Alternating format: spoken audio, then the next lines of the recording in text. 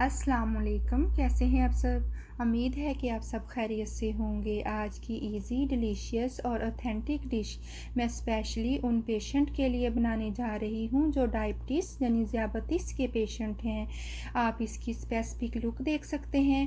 करेलों में वाफर मकदार में इंसुलिन होती है, इसलिए डॉक्टर शुगर के मरीज़ों को खाने के लिए सजेस्ट करते हैं। इसकी प्रोसेसिंग करते वक्त हमें 2 और 3 प्रोसीजर से गुज़रना तो होगा, लेकिन इसको बनाते वक्त एग्जैक्टली हमारा कुछ टाइम और मेहनत तो कंज्यूम होगी, लेकिन ऑब्वियसली ये बहुत मज़े के बनेंगे। 500 ग्राम ये मीडियम साइज़ के करेले, इसकी स्किन को लाइटली स्क्रैच कर लेंगे ताकि इसके न्यूट्रिशन ज़ाया ना हो और हम इसकी पूरी अफादियत हासिल कर सकें। और इनको दरमियान से कट कर लेंगे और इनके बीच डिस्कार्ड कर देंगे और नमक लगाकर हाफ़ आवर के लिए इसको छोड़ देंगे। और 4 मीडियम साइज़ के स्लाइस में कटी हुई ये प्याज और लहसुन अदरक कश किया हुआ इस तरीके से, और ये चॉप की हुई टमाटर और ये सब्ज़ मिर्च जिसको रफली काट लेंगे, और आलू इनको जुलियन में काटेंगे, और एक बड़े साइज़ का लेमन। इसको हम करेलों को फ्राई करने के बाद ऊपर इसको निचोड़ेंगे ताकि करेले हमारे कड़वे ना बने। और खुश्क मसालों में कुटी हुई लाल मिर्च, खुश्क धनिया, हल्दी, गरम मसाला, लाल मिर्च, ज़ीरा और थोड़ी सी अजवाइन, और ये कश की हुई लहसुन और अदरक, और ये टमाटर चॉप किया हुआ, रफली चॉप की हुई सब्ज़ मिर्च और थोड़ा सा गार्लिक, एक अंडा। और करेलों को हमने नमक लगा कर रखा था, इन्होंने अपना बिटर वाटर रिलीज़ कर दिया। अब हम इसको डिस्कार्ड कर देंगे और करेलों को अच्छी तरह से वॉश करके हम निचोड़ कर एक स्ट्रेनर में रख देंगे। और ये सब्ज़ धनिया और ये प्याज, इनको हम करेलों की ग्रेवी के लिए तैयार करेंगे। और ये 2 कप बेसन जिनको मैं अच्छी तरह से मैंने इसको छान लिया था, और इसमें ये इंग्रेडिएंट डाल देंगे और इसका बैटर बाद में हम तैयार करेंगे। पहले हम इसकी ग्रेवी तैयार करेंगे और इसके लिए प्याज काटेंगे जिसको मैं चॉपर में कट करूँगी। इस तरह से स्लाइड का ये हिस्सा रखेंगे और इसके ऊपर लिड कवर कर देंगे। और प्याज को 2 पार्ट में मैंने कट कर लिया और एक एक हिस्सा इसमें डालते जाएंगे और कट करते जाएंगे। इससे प्याज बहुत इंस्टेंट कट होते हैं, और जब भी कभी मैंने प्याज ज़्यादा मकदार में काटने हो तो इसमें मैं काट लेती हूँ, इससे झटपट कट जाते हैं और हमारी ज़्यादा मेहनत और टाइम भी वेस्ट नहीं होता। और इस तरीके से हम इसको डालते जाएंगे और ये बहुत से अच्छे स्लाइस में कट हो जाएंगे। प्याज कट हो चुके हैं, अब इसका लिड हम नेचुरली रिलीज़ कर लेंगे और इसकी स्लाइड को भी उतार लेंगे। अब मैं आपको इसकी लुक दिखाती हूँ। ये देखिए, इसके स्लाइस बिल्कुल ऐसे हैं जैसे हम हाथों के साथ इसकी कटिंग करते हैं। अब हम इसको निकाल लेंगे और अच्छे से पानी के साथ वॉश करके इसको स्ट्रेनर पर रख देंगे ताकि इसका एक्सेस वाटर रिलीज़ हो जाए। और दूसरी तरफ पैन में ऑलिव ऑयल के 3 टेबल स्पून ऐड कर दिए। जब ऑयल गर्म हो जाएगा तो इसमें करेले डाल देंगे और उनको फ्राई करेंगे। और कढ़ाई हमारी गर्म हो चुकी है, इसमें 3 से 4 टेबल स्पून ऑलिव ऑयल के डालेंगे।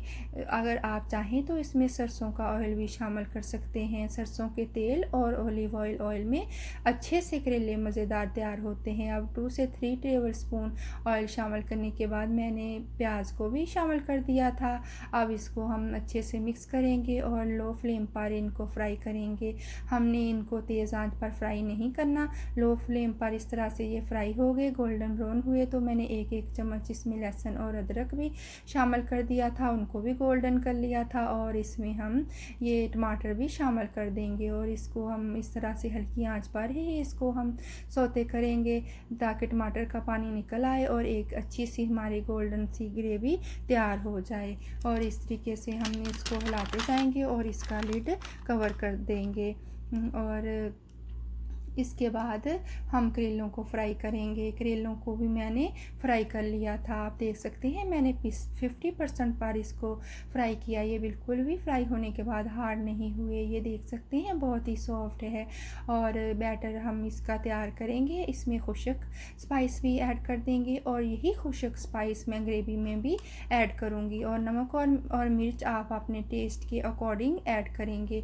और खुश्क कश किया हुआ ये लहसुन और अदरक भी शामिल कर दिया और इसमें हम लोग ये रफली कटी हुई सब्ज़ मिर्च भी ऐड कर देंगे और इसमें सब्ज़ धनिया भी कटा हुआ ऐड कर देंगे। आप चाहें तो इसकी जगह आप पालक के 4 चम्मच भी ऐड कर सकते हैं। पालक के साथ भी इसकी एक अच्छी सी फ्रेगरेंस आती है। और इसमें हम 100 ग्राम चिकन का कीमा ऐड करेंगे। मैंने मोटा मोटा कीमा चॉप कर लिया था और इसको हम ऐड करेंगे। इसके साथ बहुत ही अच्छा सा टेस्ट आएगा। और 1 चम्मच दही ऐड करेंगे। दही इस बैटर को सॉफ्ट और स्मूथ बनाएगा। अब जो करेले हमने फ्राई किए थे इसका कड़वापन दूर करने के लिए इसके ऊपर लेमन जूस को स्क्वीज़ करेंगे। लेमन जूस करेलों के बिटर फ्लेवर को न्यूट्रलाइज करने में मदद करेगा, यानी कि ये इसके न्यूट्रलाइज फ्लेवर को फ्यूज़ कर देगा और करेले हमारे बिल्कुल भी कड़वे नहीं बनेंगे। इस तरीके से हम इनमें अच्छी तरह से मिक्स कर देंगे और लेमन जूस निचोड़ देंगे। लेमन जूस ऐड करने से करेलों में एक अच्छी सी फ्रेगरेंस आती है और इनका फ्लेवर बहुत अच्छा हो जाता है। अब हम बैटर तैयार करेंगे। बैटर तैयार करने के लिए हमने ये तमाम वेजिटेबल इसके अंदर और स्पाइस मिक्स कर दिए थे और एक अंडा भी तोड़कर इस तरह से शामिल करेंगे। अंडा डालने से बैटर बहुत क्रिस्पी बनता है और फ्राई होने के बाद करेले के अंदर बिल्कुल भी ऑयल नहीं रहता और वो ऑयल को रिलीज़ कर देंगे और इसको अच्छी तरह विक्स के साथ मिक्स करेंगे। ये इस तरह का मैंने चिकन का मोटा मोटा कीमा लिया था और इनको हम हाथ के साथ गूँधेंगे। इस तरीके से हमने पानी ऐड नहीं करना। पहले हम वेजिटेबल के पानी में ही इस बेसन को इस तरह से मिक्स करेंगे, फिर हम बाद में थोड़ा थोड़ा करके पानी ऐड करेंगे। पानी ठंडा हम यूज़ करेंगे। इस बैटर को तैयार करते वक्त आपने पानी को गर्म नहीं लेना। अगर आप गर्म पानी के साथ बैटर को नीड करेंगे तो करेले फ्राई होने के बाद बिल्कुल भी क्रिस्पी नहीं बनेंगे और उसमें वो टेस्ट नहीं आएगा जो हम ठंडे पानी के साथ इस बैटर को गूँधेंगे। अब इस तरह से थोड़ा थोड़ा ठंडा पानी ऐड करेंगे इसमें और इसको मिक्स करते जाएंगे और आपने अच्छे से हाथों की तरह साथ इसको गूँधना है। तकरीबन आपने 7 से 10 मिनट तक इस बैटर को गूँधना है। जितना अच्छा आप इस बैटर को गूँधेंगे उतने ही ये हमारे करेले खस्ता और अच्छे तैयार होंगे और ये बैटर हमारा फाइन सा हो जाएगा और इसमें एक अच्छी सी शाइनिंग सी आ जाएगी जब इसको हम अच्छा सा गूँधेंगे। और अगर आप इस तरह के ग्रेवी में करेलों को बनाएंगे तो आप हमेशा ऐसे ही करेले बनाना पसंद करेंगे। ये ऑब्वियसली ये रेसिपी मेरी अम्मी की स्पेसिफिक है, मैंने उनसे सीखी और अब मैं आप लोगों के साथ इसको शेयर कर रही हूँ। एग्जैक्टली ये बनने के बाद बहुत ही मज़ेदार बनते हैं और इस तरीके से हम इसको गूँधते जाएंगे अपने हाथों के साथ। आप देख सकते हैं कि तमाम स्पाइस इसमें अच्छी तरह से मिक्स हो गए हैं। अब हम इसको 10 मिनट तक फ्रिज में रेस्ट के लिए छोड़ेंगे और जब ये डो हमारी राइस हो जाएगी तो हम इसको निकाल लेंगे और इसमें हम करेलों की कोटिंग करेंगे। 10 मिनट के बाद डो हमारी तैयार हो गई थी और अब उसको हमने फ्रिज से निकाल दिया। अब हम करेलों को एक एक पीस इस तरीके से लेंगे और इसके ऊपर इस तरीके से रख देंगे और ऊपर नीचे करते हुए अपनी फिंगर के साथ इसकी कोटिंग करेंगे। इस तरीके से हम तमाम करेले के पीस कवर कर देंगे। इस तरीके से हमने अपनी फिंगर टिप के साथ इनको लगाना है और थोड़ा सा प्रेस करना है और इसको अपनी हथेलियों के साथ दबा दबा कर थोड़ी सी शेप देनी है। और ऑयल को मैंने गर्म होने के लिए रख दिया था। तकरीबन 1 कप के करीब मैंने ऑयल रखा था, वो भी ऑलिव ऑयल था।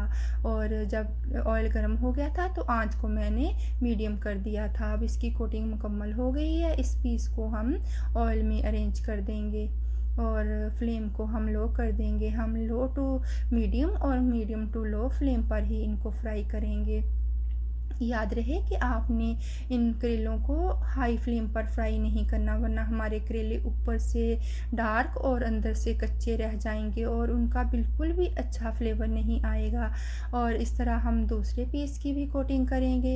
इस तरीके से अब हथेलियों के साथ थोड़ी सी इसकी दबा दबा कर शेप देंगे और अपने हाथों पर थोड़ा सा पहले ऑयल या पानी हम लगा लेंगे और इसको भी हम पैन में अरेंज कर देंगे और एक एक करके तमाम पीस की हम इस तरह कोटिंग मुकम्मल कर लेंगे। और दूसरी तरफ हमारी ग्रेवी, इसको भी हम देखते हैं। तकरीबन हमारी ग्रेवी भी तैयार होने को है।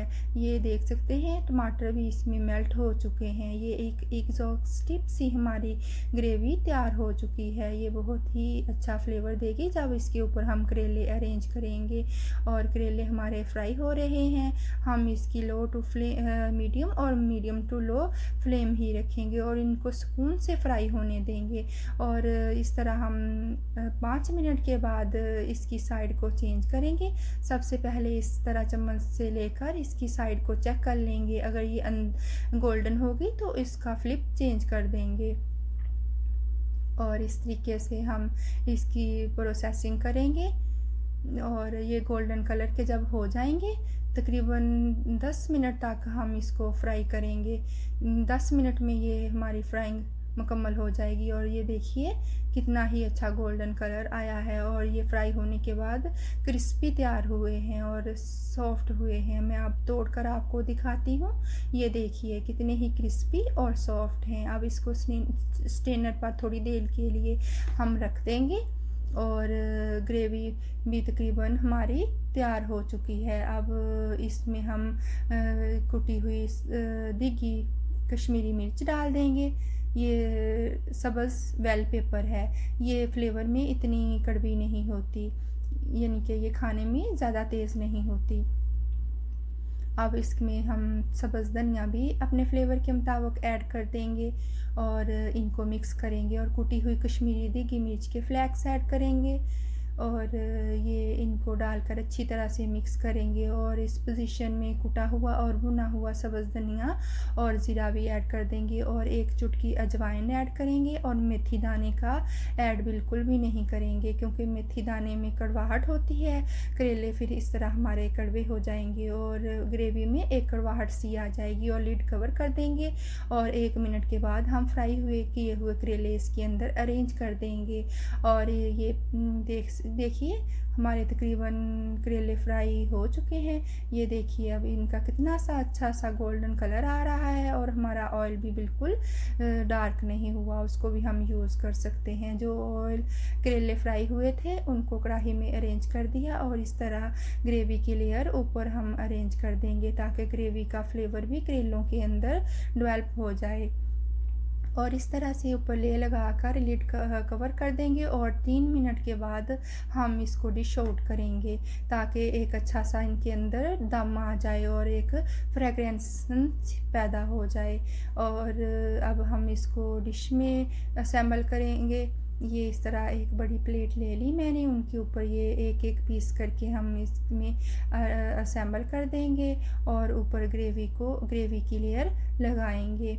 ये आप देख सकते हैं कितने ही ये गोल्डन से शानदार से हमारे करेले बनकर तैयार हुए हैं। जितने आप लोगों को ये देखने में खूबसूरत लग रहे हैं, इससे कहीं ज़्यादा ये खाने में मज़ेदार और टेस्टी हैं। इस तरह आप अपने घर में इनको ज़रूर ट्राई करिए। आपके घर में जब आप इसको इस तरीके से तैयार करेंगे तो बड़े और बच्चे सब इसको बड़े शौक़ से खाएंगे और हर कोई आपकी तारीफ़ किए बगैर और आपका फ़ैन हुए बगैर नहीं रह सकेगा। और ये एक तरह का शुगर के मरीज़ों के लिए एक तरह का स्नैक भी है। और अगर आप पिकनिक पर जा रहे हैं या किसी लंबे टूर पर जा रहे हैं तो इसको बनाकर अपने साथ ले जाइएगा। ये 3-4 दिन तक बगैर फ्रिज के भी बिल्कुल सही रह सकते हैं, ये बिल्कुल ख़राब नहीं होंगे। अब हम इसको चावल, नान या चपाती के साथ इंजॉय करेंगे। ये देखिए मैं इनको चपाती के साथ इंजॉय करूँगी। आई होप आप इस मेरी रेसिपी को ज़रूर ट्राई करेंगे और मुझे अपनी दुआओं में याद रखिएगा। अल्लाह ताला आप लोगों को बहुत ज़्यादा खुश रखे। अगर आप चाहते हैं कि मेरी लेटेस्ट वीडियो सबसे पहले आपको देखने को मिले तो आप इस सब्सक्राइब के बटन को प्रेस करना और बेल आइकन को क्लिक करना। Thank you. अल्लाह हाफिज़।